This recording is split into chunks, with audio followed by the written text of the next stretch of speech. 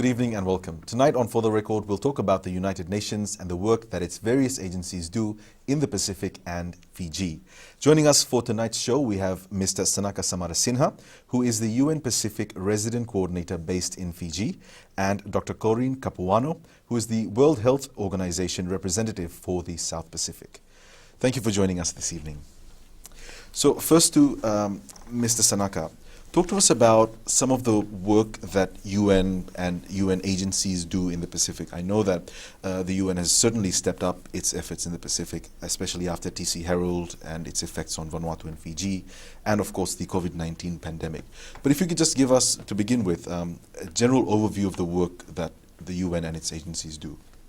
So broadly speaking, well, first of all, thank you very much, and it's good to be here.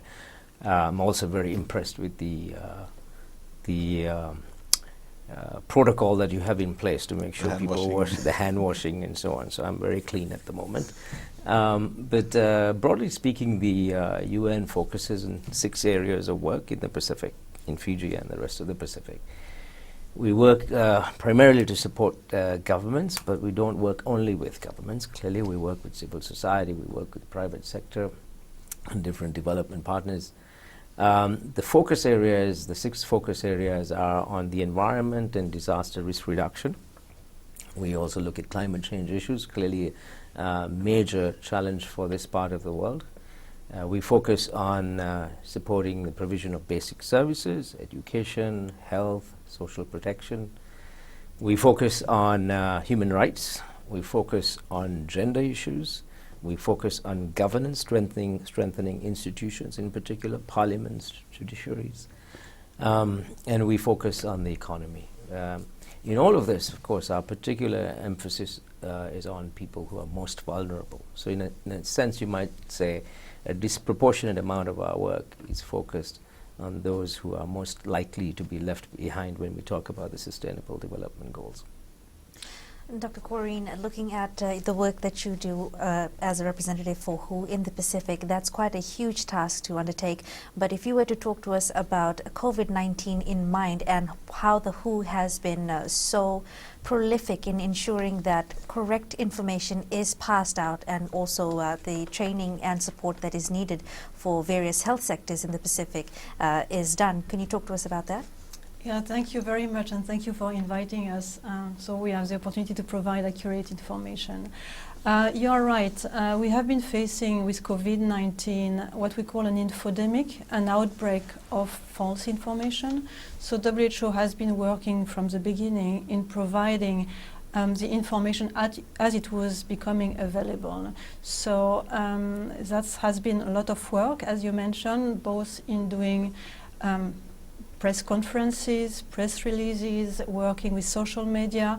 A lot of things has been done in trying to provide as much information as accurate as possible. Now you bring the question of the support and the training that is needed for health workers, and that's a critical question. In the fight against COVID-19, health workers are critical. So there is a need for them to be protected, to know, so to have the right equipment, but also to know how to use those equipment, to be properly trained on infection prevention and control, on knowing what to do, what not to do. So a lot of training has been happening since January with health workers and beyond health workers as well, but also providing information to the communities and individuals on what to do and what not to do, and how to contribute to stopping the transmission of COVID-19. So if we were to ask just how closely you as the WHO representative in the Pacific have been working with the Health Ministry ever since the first case was announced in Fiji, how closely would you say you've been in contact with them in providing information or even help? Oh, first, we work with Fiji for decades, so it's not a new endeavor. So we have been closely working with the Ministry of Health and Medical Services. And back in January, when we were informed of the disease in China and this new coronavirus, it became quite clear that it could be, should it reach the Pacific shores, it could be devastating. So very quickly we informed the Pacific countries, and we put together what we call the Joint Incident Management Team that is bringing together a range of partners from the UN, but also from other partners like Australia, New Zealand, and SPC, just to name a few. So this team has been working very closely together for the Pacific. In Fiji, we have been working in many ways. We have been providing support both in supplies, equipment, and you may have seen yesterday we handed over some laboratory supplies again to the Ministry of Health and Medical Services. We have been working on training. We have a staff who is fully embedded in the Ministry of Health since February to provide support in the strengthening of the incident management team, but also providing the information as it becomes available. And so we have been working a range of activities with the Ministry of Ministry of Health. So I'm interested also in the discussions that you have with your counterparts all around the world, and I guess building a network and getting good information and learning lessons as the COVID-19 pandemic unfolds. Talk to us about the work or the response that you're receiving from your counterparts all around the world. So as we have mentioned earlier, this is a new virus. So there is a lot of things we don't yet understand. So an important activity is research activities going around the world. So WHO has brought together a number of different networks in research, in clinical trials, in providing tools, access to diagnosis and treatments. So all this is a coordinated activity and in a way that hasn't been seen before. What we have seen is a number of partners really wanted to collaborate because we are facing this new virus all together. We are in it together. And it's only by collaborating in an unprecedented way that we will be able to get out of that together. In the Pacific, we have seen really a very strong willingness to work together, and I'm talking about the UN, but beyond the United systems and United Nations system. Partners are really working together to provide support to Pacific countries, but again, in the region as well and at the global level. Mr. Sanaka, in your experience, obviously you're aware, looking after not only Fiji but many Pacific Island countries, that because of the COVID-19 pandemic, we already face very unique challenges. How do you see COVID-19 pandemic affecting us? Well, first of all, I think what Corinne was talking about in terms of preparedness. I think we must congratulate Fiji and some of the other countries in the Pacific for having been prepared, perhaps better than some of the larger, more developed countries. That has helped greatly in managing the spread of COVID-19 in this part of the world. Secondly, I think given that there are many in the Pacific who have underlying health conditions, this is critically important, it's vital, because if there was an outbreak here, the impact, the health impact would have been quite significant. That said, we're not out of the woods yet, so I want to emphasize that point. There might be a tendency for people to say, well, we've got it under control and everything's fine now in the Pacific. We're not out of the woods, so we really need to be on top of it in the context of being prepared, in terms of being responding, and in terms of containing the infection in the context of Fiji. I think it's only one infection away. That's an outbreak that could happen tomorrow if you're not careful. So following WHO protocols and the advice of health experts is critical. Now, in addition to the health response, of course, we know that this is having an impact on a whole number of people in very many different ways in the Pacific. That's why it's really critical that we look at how we address the issue of food security, the issue of livelihoods. Fiji is a country that depends so much on tourism. About 40% of your GDP is dependent on tourism. So many people who have been laid off, hopefully only temporarily, but this all depends on how long the borders are going to be shut. And in some cases, if those businesses go under, it would be permanent unemployment. There are issues on relating to education and training, which will have an impact down the road, because there's a gap in terms of the timeline, and so how do you supply trained, educated people to the workforce if there is a very long gap of more than 6-12 months? That's interesting to note. We'll have more for you when we come back from our break. Stay with us.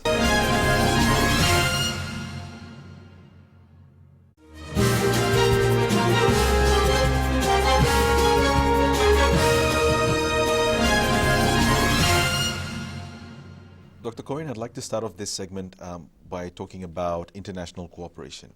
How important is it, in your opinion, for countries all around the world to get together, and how important is it for the WHO to come out as, I guess, not as a leader, but as a guiding hand in a joint COVID-19 response? Because we've seen how there are certain states that have threatened to cut funding to the WHO at such an important time.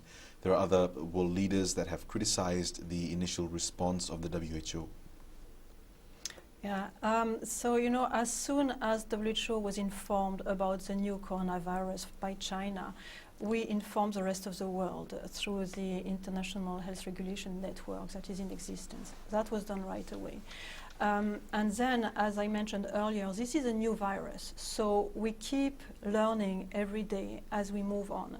So what's an important thing is to make sure that we collect the information. So cooperation is absolutely key in getting this information together, and accurate information that we can then share with the rest of the world. So government, communities, individuals can make their decision based on science. WHO is a science-based organization, right? So it's actually critical that we work together in addressing and in getting out of this crisis. Now, on the criticism that have been made, WHO is committed to transparency and accountability. So we are open for review. But now our concern is to focus on getting out of this crisis.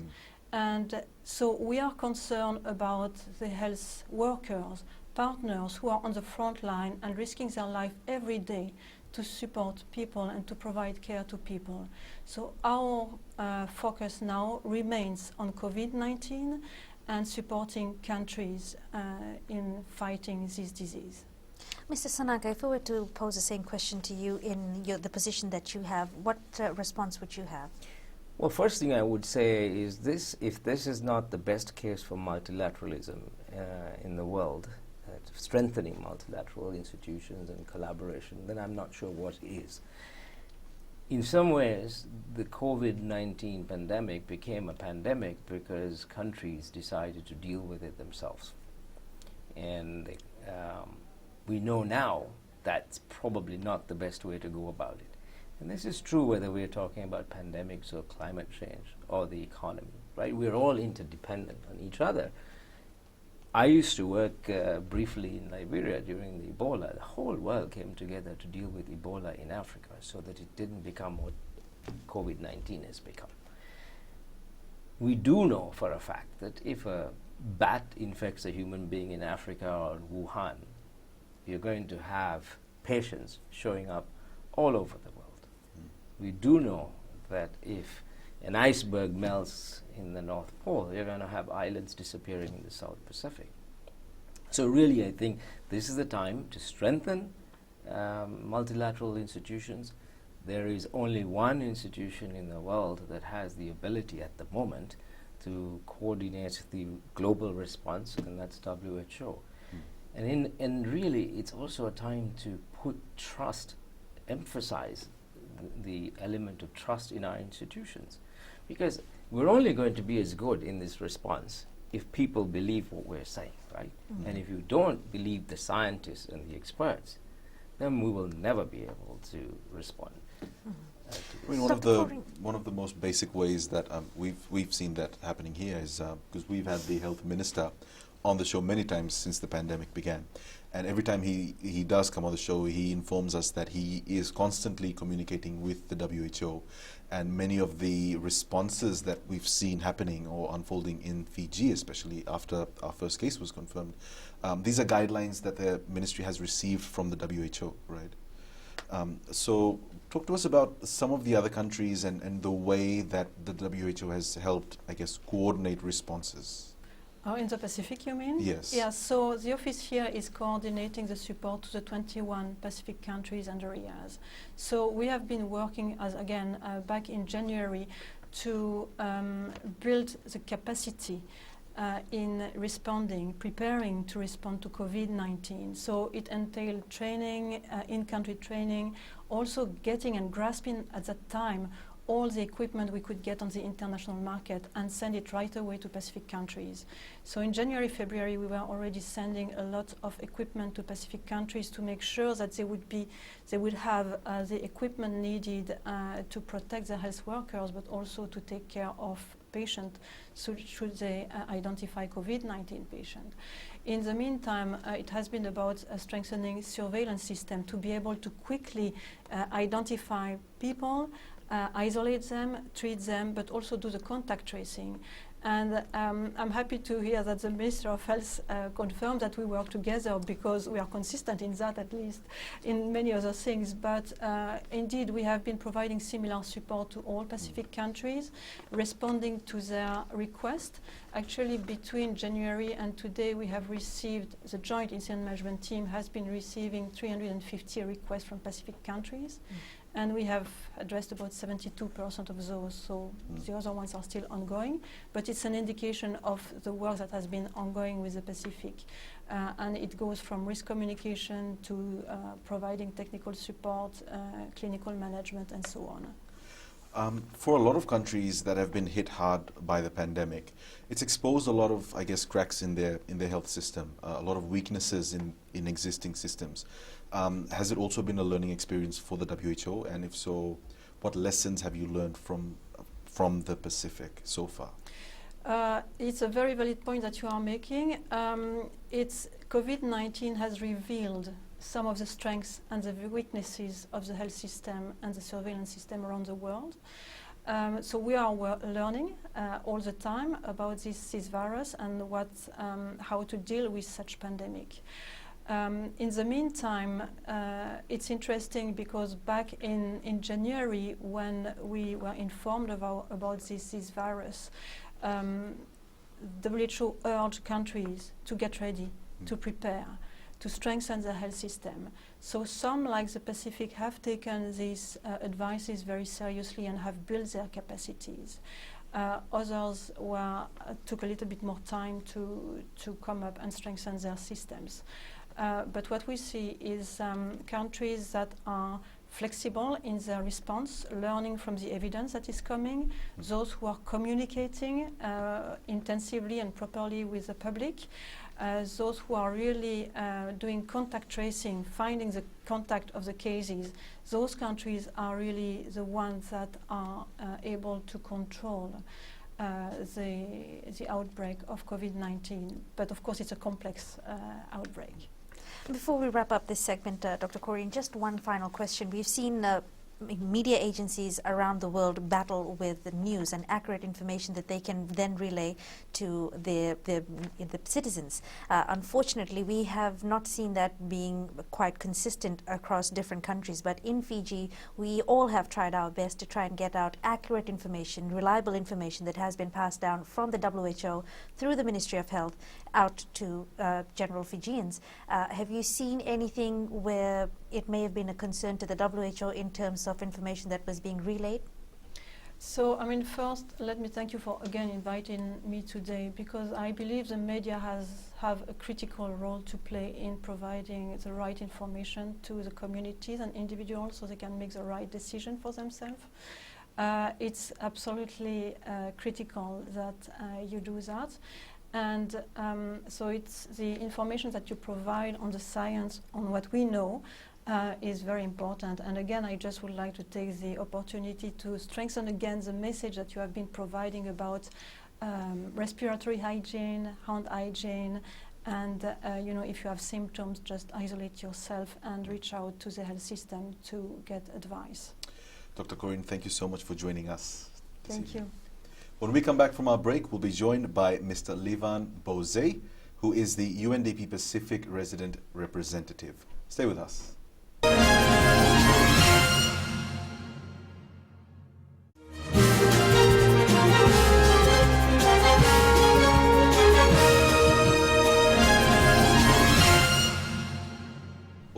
we're now joined on the show by Mr. Levan Bouadze, who is the UNDP Pacific Resident Representative. So thank you for joining us. Thank you. Let's start off our discussion in this segment by talking about one of the areas that you mentioned very early on in the show, the work that the UN bodies do with Pacific humanitarian responses. So what we do normally is development work as a UN system in the Pacific. But clearly at times of crisis like this one, or with TC Harold, there is a humanitarian phase as well that needs to kick in, immediate response. And for the COVID-19 pandemic, it's a little bit unclear what is development, what is humanitarian, because it kind of straddles both aspects of our work. We have something called a Pacific Humanitarian Team that is based out of Fiji that covers the entire Pacific. And we focused in the context of the pandemic on some key areas we think that need to be addressed right now. As we focus on the health sector response, we need to look at the logistics sector. How do you get things from A to B? So you could maybe say, look, we need personal protective equipment, we need ventilators in Fiji or in Marshall Islands. First of all, you have to say, well, where do we buy it from? We know that the supply chains are really stretched. There's more demand than there is supply in the world, so we need to procure it. Then we need to get it from there to here. We need to make sure people are trained to be able to use that equipment, and that people can access it as well from the communities, from the outer islands. So it's a huge logistics operation. So that's just one area. But then there's food security, as you well know. Now, when something like Tropical Cyclone Harold happens, that makes it even worse for people in places like southern Laos and Kandavu. So the humanitarian response is something that will last, we think, till the end of this year, whilst the development work will kick in. We'll look at things like food security, logistics, in some cases emergency telecommunications in Vanuatu, for instance. We still look at other health-related issues that are not necessarily COVID-19. Here in the case of Fiji, you have now a challenge with dengue, for instance. And then we are also looking at some other shelter is an issue for you here after Harold and in Vanuatu. So one of the things that we provided as UN is $3.5 million US, $1 million for Fiji and $2.5 to Vanuatu to support these sectors that I mentioned. I should also add that areas like water and sanitation are critical, and protection. We know that at times of crisis like this, people who are especially vulnerable, people with disabilities, women and girls, really face additional challenges in terms of protection. So for instance, during the lockdown, when you have a situation in the Pacific where 3/4 of women and girls say that they have been abused by the time they're adults, right? You lock them up in homes and in towns and cities where they have to live with the perpetrators. That makes it even worse. So how do you deal with that to make sure that you have some measures of protection for these people? So these are all very important humanitarian initiatives that we've started to look at. So Levan, if you were to look at some of the work that the UNDP does primarily in Fiji, you do work quite closely with NGOs and with organizations that would have had to be put onto the back burner with COVID-19, with lockdown and with curfews. How has this affected most of those programs that had already been in place? Well, actually, UNDP we are part of the UN family, what Sanaka mentioned in the first segment. So we are contributing to United Nations Pacific Strategy and important outcomes that he was referring to, most notably sustainable development, climate change. This represents significant part of our portfolio. And clearly in times like this, that the questions, how you reprioritize becomes kind of an urgent kind of a necessity. And what we do at this moment, it applies to all other UN funds and programs. So we are seeing how we can repurpose our programs to support COVID-19 emergency kind of a response. And in some ways, I think to figure that out, especially from the point of view of a specific challenge we are facing, it's somewhat challenging. And I don't, again, because quite a few things that still remain unknown, especially from a socioeconomic impacts perspective. What Sanaka was referring to now is a humanitarian response. And we have certain funds and programs that are mostly humanitarian oriented, and they have capacity and logistical muscle to deliver those. UNDP is more like on development side of it. Of course, there is a link between humanitarian and development, and somehow to figure that out in the COVID-19 context remains challenging. But I guess it's part of the UN system. I think we are making best of the use of our joint assets. I'm interested in knowing about how, especially during this pandemic and the restrictions that have been put in place, how does the UNDP, and this question is to either of you, how is data collection done, especially after TC Herald, where you need to do impact assessments? How is that happening? Well, the assessment usually, the TC Herald is a common disaster, if I may put it this way. So it's, in a way, there is a way for us to assess the damage, right? So basically you have to go locations which have been affected, and there is a methodology how you go about it. And in fact, there are certain tools that we normally put in place, so-called post-disaster needs assessment, as we call PDNA. And those are being usually done in times like this. And data is collected on spot by verification, by questionnaires, by seeing actually what has happened. And then based on that, you design, in fact, your approach and your strategy, or what you want to do about it, which is not very, it's exactly the same when it comes to COVID-19, because we don't really see the damage, right? The damage is, well, it's not imaginary, I almost said, but it's something that is related with the foregone incomes that we're supposed to get when it comes to businesses, and the kind of a challenge that we're facing in times like this are, so the statistics, the data remain to be a big problem in all situations, in all settings, but I guess whatever data we have, I guess we have to live with it and try to see if we can get the best of it, because without having best data, we won't be able to design our response and program. Immediately after the cyclone, we had in Vanuatu, for instance, we used satellites and aerial photography to make an immediate assessment in 24, 48 hours. And then, of course, the COVID-19 restrictions, or the restrictions because of COVID-19, made it very difficult for teams to even travel within the country in Vanuatu. And similarly, there were concerns here as well. And then, there was the question of how do you bring humanitarian supplies into the country safely. So I'm very happy to see that both Vanuatu and Fiji did that.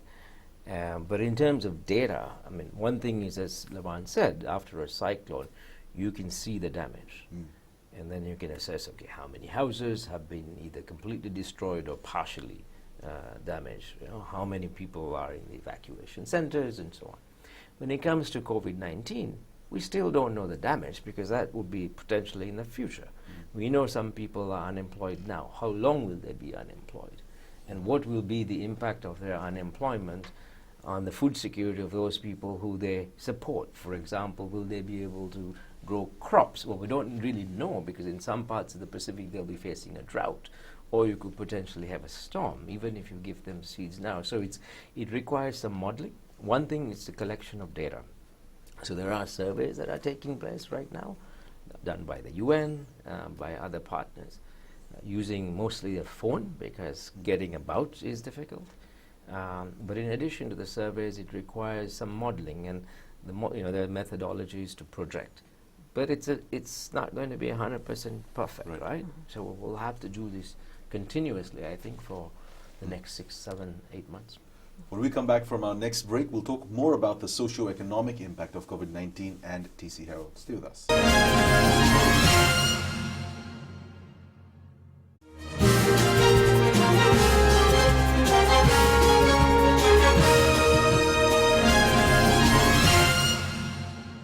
So coming into this segment, let's discuss the socio-economic impact of both of these things, TC Herald, around the Pacific, not only in Fiji. and the COVID-19 pandemic, because of our smallness and the way that our economies are set up. Fiji, for example, heavily dependent on tourism, as you pointed out, Mr. Sanaka. And there are predictions, there are forecasts that this pandemic will have an economic impact that's going to last us for years. So I'm interested in knowing what plans the UN and its bodies have for this, and this is to either of you. Maybe if you allow me just a few seconds, I'll try to explain the linkage between the COVID-19. I think that linkage is more important than the TC Herald, because TC Herald, as I said, it's a regular, so to speak, and then there is the way how you handle it. But compounded with COVID-19, I think, especially in 4 countries of the Pacific where TC Herald has been most severe, I think we are dealing with a double sort of emergency, which is kind of problem. But the COVID-19 context, it's very important. The link with the economic crisis is direct, because we are in a situation now that the containment has worked. Right? We see we have the COVID cases totally under control, but it has come at a huge price, and the price is price, quote unquote, is through restrictions that we are going through. Restriction at the level of the country. The countries, in fact, not only in the region, globally, they are locked, but also at the same time, economies within countries are locked, because we are basing our response on restraint, restrictions, and our economy, the way it works, it requires us to come together, which basically means it's a foregone income, it's a foregone GDP and all the measures of economy, which translates into lost incomes, lost employment, and then all the social problems that are associated with it, and the disproportionate effect it has on vulnerable segments of the population. So this is the loop, which is very important. It's hard to ignore. And now, especially when we are dealing with, the first game has been won. Almost we are there. So if you use the terminology of tennis, I think we probably won a game.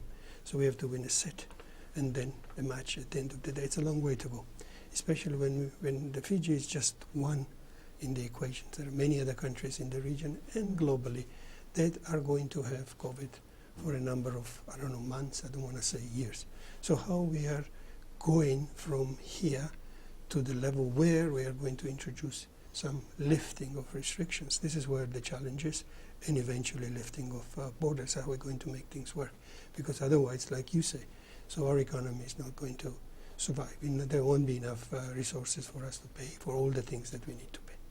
And in this process, UN has come together that, I don't know if you're familiar, that the Secretary General has recently issued so-called framework for immediate socioeconomic response, which goes beyond what Sanaka was referring to of the humanitarian phase. It overlaps to an extent, but for 12, 18 months, what we are trying to do, we want to focus on what is important from that, how we can make sure that we are supporting the countries that we serve to respond and manage the pandemic, not only from the health point of view, but also from socioeconomic point of view. And we identify a number of areas we want to focus on. Maybe I very briefly go into it. We still have to focus on health. Health is important. Health sector has to respond to all the needs we have, not only COVID-19. We have to make sure that people are protected. Vulnerable ones, the gender is important because women are going to be more affected. All the vulnerable groups are going to be affected. We have to come up with innovative socio protection systems. We just have to consider a number of options. We can go as innovative as perhaps proposing universal the income, basic income. That is something that we are also entertaining. Then we also have to defend our economies. Are we going to throw some of the sectors under the bus, or we just have to see how we can save them? And it's something, it's very pertinent in Fiji's context. What are we doing with tourism? Of course, it's a great potential. How are we going to protect jobs in tourism industry? And then how are we going to handle macroeconomy of it? Because imagine, so our incomes are going down and our social costs are going up. So how are we going to balance it? And how are we going to ensure that there is a cooperation between, on the one hand, the countries and the rest? And the last is also social cohesion and resilience. That is very important. These are the 5 areas that we are focusing on as a UN. Mrs. Sanaka, your thoughts on this particular issue as well, especially since after this we'd like to talk to you about something that's really of concern, not necessarily to just people of Fiji, but of course to the UN as well. So the question then is, in all of this, what is the UN doing? And specifically, as we mentioned before, there is an element related to gathering and analyzing data and providing evidence-based policy recommendations. There is an element of projects and various initiatives where donors provide funds through the UN, and we can provide targeted assistance to particular groups. But that's really not the most important aspect of the UN's work, because the amount of money that the UN brings in, although it's still fairly significant in the Pacific, it's for 2020, for instance, our regular programs, non-COVID, were around 70 million, and for Fiji about 17, 18 million. On top of that, now there's the COVID-19 response. But if you consider that, for an economy that's even the size of Fiji, that's very small. So what are the other things that the UN does, in addition to the data, the surveys, the policy advice? We also provide the platform that is critical, especially for small countries like Fiji, to be able to engage with bigger member states in a way that actually brings the results for you. So you take the issue of debt, for instance. I mean, this is a very important area for a lot of small island development states, Fiji, Caribbean, etc. If you take the issue of vulnerability, we project that, unfortunately, the contraction that you're going to face as an economy, as a SID, or SIDS in general, is going to be more than 4%. That is, and then we're talking about a global average about 3%. LDCs, least developed countries, of about 1%, and then SIDS at the highest, right? So your economies are incredibly fragile. And making that case, making sure that that case is heard by those who, the banks, for instance, who need to come in with the programs, the International Monetary Fund with its programs, that's another, let's say, area of work that the UN provides in this particular situation. And then, it's also really important that we find a way to get the voices of people whose voices are not heard. So yes, within a global setting, countries are being heard, like Fiji being heard by larger countries, but within a country, there are people whose voices are not always heard, even in that particular country. And so one of the most interesting things that I'm really happy about that the UN's engaged now is creating platforms for the most disadvantaged and the most vulnerable to actually have a voice. We're doing this around the Pacific. This is the 75th anniversary of the UN this year. We were planning to celebrate in a different way, but we started something called the Pacific Listening Tour at the end of last year. And what we said we wanted to do was to make sure we heard the voices of people. And the fundamental question is, what is the world you want and what's the UN you need? We changed that question to say, okay, never mind the UN. What is the world you want and what is it that you need now, considering what we're going through here? And so we want to make sure that women and girls, people with disabilities, workers in the informal sector, all of these people have the opportunity to, first of all, say what they need to say, and then those voices are projected to policymakers within the country, the government of Fiji, the parliament, for example.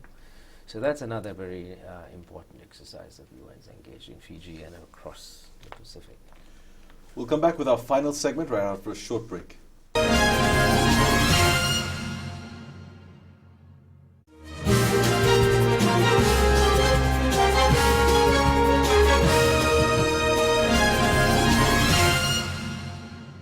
Mr. Levan, earlier on in the show when we had Dr. Corinne with us, we talked about the lessons that the WHO was learning. And I'd like to throw the same question to you from a developmental perspective. A lot of the time we hear the phrase new normal, and we now know the way that our economies are specifically vulnerable to things like COVID-19. And by all means, it seems like there could very possibly be another pandemic of this scale in the near future. Talk to us about some of the things that the UNDP is learning, especially from a developmental perspective. What needs to happen in the future, or what does a sustainable future look like? Well, thank you. It's a very important question for us. Clearly, I think what we are witnessing now is that we just see how unprepared the world is for global baths, as the pandemic is in this particular case. And I try to link it back to what has been going on actually, which is very, Sanaka mentioned at the beginning, the climate change. Climate change is exactly the failure of society, the world to come together to basically manage, control its own resources at the end of the day. And the economies that we have created, which are based on carbons, it's how unsustainable it is. But the effects of it are going to come with a vengeance sometime later. But the pandemic showed us actually this can happen anytime soon if you don't come together and come up with some kind of action, the world action that eventually makes us overcome this challenge. So what we are seeing, we look at it as an experience, a learning curve for the entire society, entire world, not only the UN system.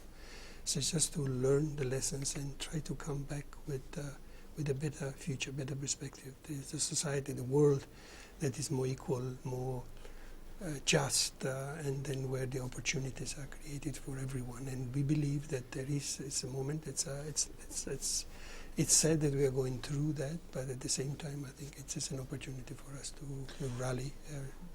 One of the other things that we've seen, especially during this pandemic, all around the world, is the power that can come with the willingness to achieve something, or the willingness to take action on issues.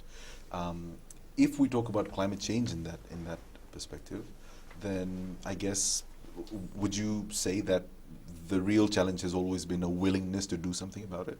Indeed. I mean, I think one of the things that is clear is that while we all stay at home, disasters don't stay at home.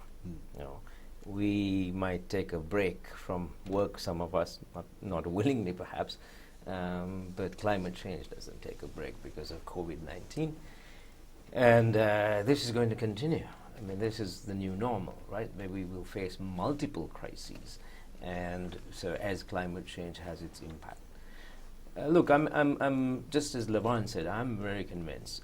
As much as it's easy to retreat into the doom and gloom scenario, and especially if you circle the wagons and say, you know what, I'm going to take care of myself, or I'm going to take care of my family, or I'm going to take care of my village, or my city, or my country, and forget about everybody else. You can do this in different sort of circling of the wagons, right? We know that doesn't work. Yes, indeed, you have to take care of yourself, and you indeed need to take care of your family, but you also need to take care of your neighbors, and you also need to take care of the countries around you in the region and beyond, because we are all interconnected, right? So we actually, I think, have an opportunity now to reflect, how did we react to this pandemic?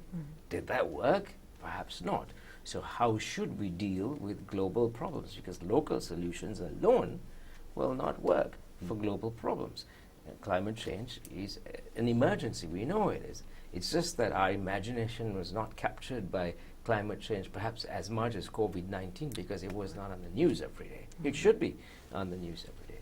But it's not just with climate change. I think we have the opportunity now to understand the importance of investing in health systems. We see how fragile they are, right? I mean, even the most developed countries don't have the equipment, the supplies, the trained personnel to deal with a major outbreak. So we need to invest in health systems. We need to invest in hygiene and water and sanitation. The overcrowding of urban areas has been a big problem, as you see with this pandemic.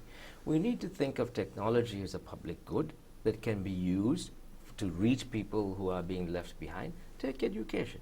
We learn something.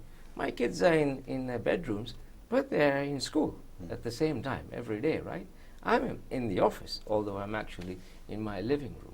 So, how do we invest in technology as a public good to reach those who are likely to be left behind? And then, of course, when it comes to climate change, I think, it's a real opportunity to make sure that we invest in green jobs, that we invest in businesses that promote inclusive growth, that hire people who they don't normally hire, because technology can actually make it inclusive, right, if you use it properly.